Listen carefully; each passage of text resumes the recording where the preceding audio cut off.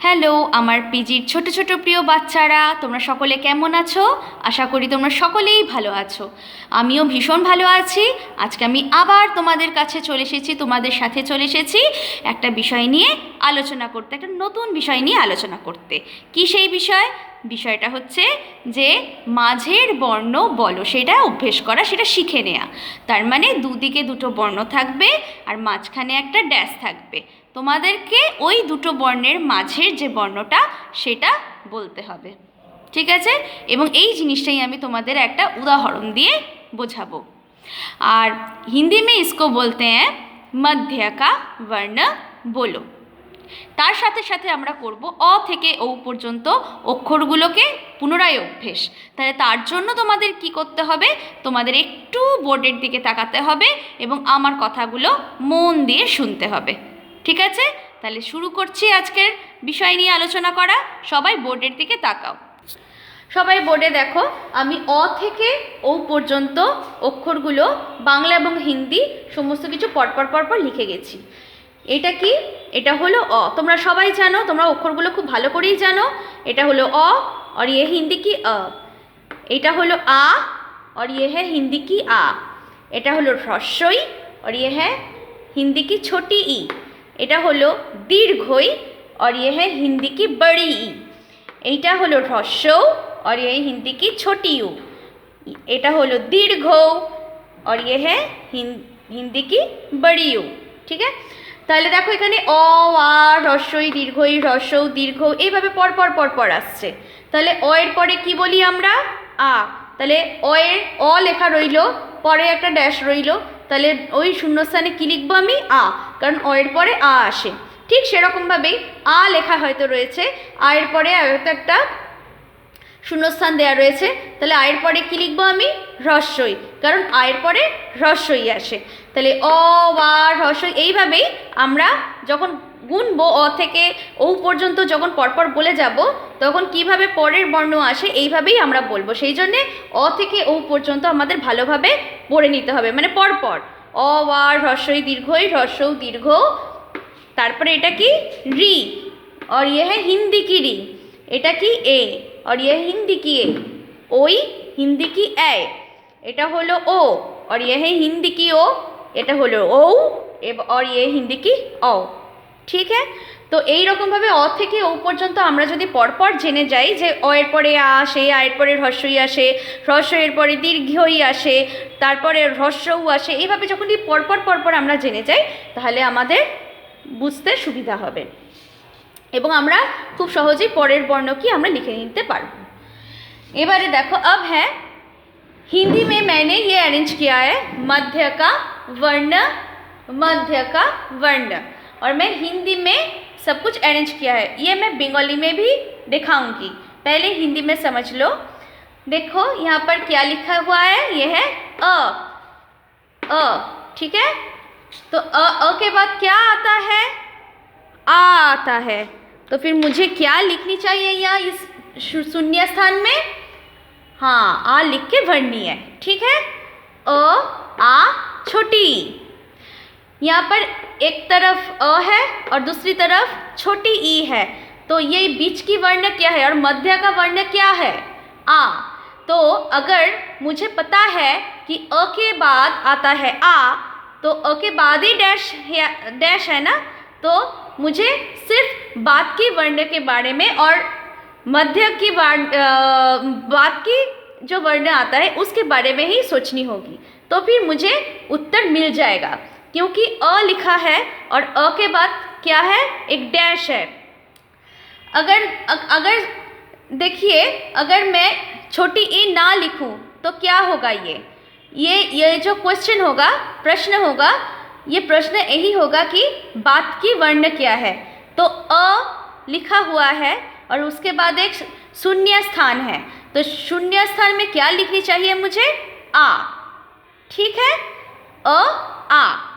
और यहाँ पर छोटी ई मैंने लिखा है, तो जैसे कि एक तरफ अ है और एक तरफ छोटी ई है और जो बीच की वर्ण वो मिसिंग है, वो नहीं है, तो मुझे बीच की वर्ण लिखनी चाहिए, क्योंकि आ, अ और छोटी ई की बीच की वर्ण है, ठीक है? उसी तरह से अ की बात की वर्ण है, ठीक है। तो मुझे इसी प्रकार से मुझे सिर्फ बात की वर्ण के बारे में सोचनी चाहिए। अ लिखा है और अ के बाद क्या आता है, आ। ओके, तो इस तरह से भी हम ये जो प्रश्न है इसका उत्तर हम ढूंढ सकते हैं। तो ये क्या है, ये है बड़ी ई। छोटी ई के बाद क्या आता है, बड़ी ई। तो बड़ी ई लिखा हुआ है और एक तरफ और दूसरी तरफ बड़ी ऊ लिखा हुआ है। तो मुझे बीच की वर्ण क्या होनी चाहिए, क्या लिखनी चाहिए, तो बड़ी के बाद आता है छोटी ऊ। तो इसलिए मैंने छोटी ऊ लिख लिया, ठीक है। और छोटी ऊ, बड़ी ई और बड़ी ऊ की बीच का वर्ण है, मध्य का वर्ण है। जैसे जैसे कि छोटी ऊ बड़ी ई की बात की वर्ण है, ठीक उसी तरह से छोटी ऊ बड़ी ई और बड़ी ऊ की बीच की और मध्य का वर्ण है, ठीक है। ये क्या है, छोटी ई है, उसके बाद क्या है, बड़ी ई। तो छोटी ई, बड़ी ई, छोटी ऊ, ठीक है। तो इस प्रकार से हमने अरेंज किया है। और ये क्या है, बड़ी ऊ। आपको पता है, आप सबको ही पता है कि ये बड़ी ऊ है। बड़ी ऊ के बाद क्या आता है, री आता है। और री के बाद क्या आता है, ए। तो बड़ी ऊ और ए, एक तरफ बड़ी ऊ एक तरफ ए लिखा हुआ है और इन दोनों के बीच का और मध्य का वर्ण है री। ये क्या है, ए। एक की बात की वर्ण क्या है, ए। आप सभी जानते हैं ए होता है और ए है एक की बात की वर्ण और दूसरी तरफ से ए है ए और ओ की बीच की वर्ण, मध्य का वर्ण। तो इसी प्रकार से आप लोगों को सिर्फ बात के वर्ण के बारे में सोचनी चाहिए। आप लोगों को पता होने चाहिए कि बात के वर्ण क्या है, ठीक है। बाद में कौन सी वर्ण लिखना चाहिए, जो वर्ण लिखा है उसके बाद कौन सी वर्ण आते हैं उसके बारे में आप सब लोगों को ही जानकारी चाहिए, ठीक है। এবার বোর্ডের দিকে তাকাও। আমি এবার বাংলায় অক্ষরগুলোকে পুনরায় অ্যারেঞ্জ করেছি, সেটা হচ্ছে মাঝের বর্ণ লেখো। দেখো এখানে অ লেখা আছে, তোমরা সবাই জানো এটা অ, এবং অ এর পরেই একটা শূন্যস্থান দেয়া আছে। তাহলে একদিকে অ আছে আর একদিকে হ্রস্বই আছে, তাহলে অ এবং হ্রস্বইয়ের মধ্যেকার বর্ণ তোমাকে লিখতে হবে বা বলতে হবে। তাহলে আমি যদি জানি যে অ এর পরে কি আসে তাহলেই আমি উত্তরটা পেয়ে যাব, কারণ অ এর পরেই তো শূন্যস্থানটা দেয়া, তাই না। তাহলে আমি যদি ধরো হ্রস্বইটা লিখলাম না, তাহলে এই যদি প্রশ্নটা আসে যে পরের বর্ণ লেখো, তাহলে পরের বর্ণ তো এইরকমভাবেই দেওয়া হয়, প্রথমে একটা বর্ণ লিখে দেয়া থাকে, তারপরে একটা শূন্যস্থান দেয়া থাকে, তাই তো। তাহলে ওই শূন্যস্থানে কী লিখবো, পরের বর্ণ। তার মানে অ লেখা রয়েছে, এবার অ এর পরে আমি একটা শূন্যস্থান দিয়েছি, তার মানে কি অ এর পরের বর্ণটা আমাকে লিখতে হবে, কি আসে, আ, তাই তো। তাহলে আমি এখানে আ লিখে দিলাম। এবারে আমি এখানে হ্রস্বইটা লিখেছি, কেন লিখেছি, কারণ কি আমার প্রশ্নটা হচ্ছে অ এবং হ্রস্বইয়ের মাঝের বর্ণটা লেখো, ঠিক আছে। তাহলে সেই ক্ষেত্রেও উত্তরটা একই হবে কিন্তু, তাই না। দেখো এখানে অ, তারপর আ, তারপর হ্রস্বই, তাহলে দুদিকে দুটো বর্ণ লিখলাম, মাঝের বর্ণ হচ্ছে আ, তার মানে আ একদিক থেকে অ এবং হ্রস্বইয়ের মাঝের বর্ণ, আবার আ হচ্ছে অ এর পরবর্তী বর্ণ বা পরের বর্ণ। তাহলে আমি যদি প্রত্যেকটা অক্ষরের পরের বর্ণটা যদি ভালোভাবে জেনে যাই, মানে অ এর পরে কি আসে, আ এর পরে কি আসে, আ এর পরে হ্রস্বই আসে, হ্রস্বের পরে দীর্ঘই আসে, এই যে জিনিসগুলো যদি আমরা ভালোভাবে জেনে যাই তাহলে কিন্তু আমরা ভালোভাবেই সমস্ত উত্তরগুলো বের করে নিতে পারবো। কারণ মাঝের বর্ণ লেখা মানেই হচ্ছে একদিক থেকে পরের বর্ণটাই লেখা, কারণ একদিকে তো তোমার বর্ণ দেয়া থাকবে, তার পরবর্তী বর্ণটা বসাতে হবে এবং তার পরবর্তী বর্ণটা আবার লেখা থাকবে মাঝের বর্ণের ক্ষেত্রে। আর যদি তোমাকে শুধুমাত্র দেওয়া হয় পরের বর্ণ, তখন আর এই দিকের বর্ণগুলো দেয়া হবে না, তখন শুধুমাত্র এই দিকের বর্ণগুলো দেয়া হবে, এই দিকের বর্ণর পরবর্তী বর্ণটা তোমাদের লিখতে হবে। তাহলে ঠিক সেরকমভাবে এটা কি লেখা রয়েছে, হ্রস্বই। তাহলে হ্রস্বই এর পরবর্তী বর্ণ পরের বর্ণ দীর্ঘই, আমি জানি। আবার দীর্ঘইয়ের পরে হচ্ছে হ্রস্ব, তার মানে হ্রস্বই, আর হ্রস্বের মাঝের বর্ণ হচ্ছে দীর্ঘই। আবার আরেক দিক থেকে দীর্ঘই হচ্ছে হ্রস্বইয়ের পরের বর্ণ। হ্রস্ব লেখা দীর্ঘ, এটাই উত্তর হবে। দীর্ঘের পরে রি,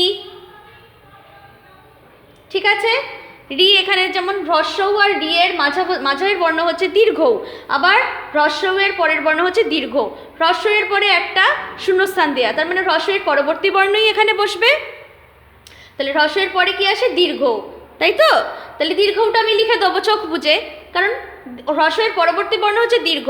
সেখানে এই বর্ণগুলো লেখা থাকলো বা না থাকলো, হ্রস্বের পরবর্তী বর্ণ আমি জানি দীর্ঘ, তাহলে আমি এই হ্রস্বের পরবর্তী যে শূন্যস্থান সেখানে আমি দীর্ঘটাই লিখবো, অন্য কিছু লিখবো না, ঠিক আছে। তাহলে দীর্ঘ হচ্ছে হ্রস্ব এবং রি এর মাঝামাঝি বর্ণ, এবং দীর্ঘ আবার আরেক দিক থেকে হ্রস্বের পরবর্তী বর্ণ।